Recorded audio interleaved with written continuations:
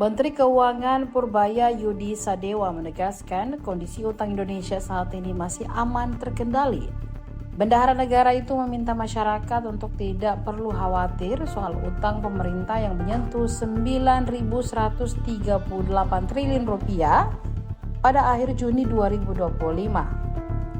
Purbaya menyebut lembaga pemeringkat internasional pun menilai kemampuan negara dilihat dari dua indikator utama, yaitu defisit terhadap produk domestik bruto atau defisit to GDP ratio dan utang pada PDB atau debt to GDP ratio.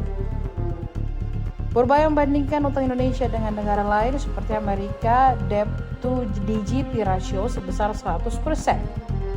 Jepang 275%, Singapura 90%. Purbaya menyebut dengan defisit terhadap GDP ratio hanya 3% untuk Indonesia masih tergolong sangat aman.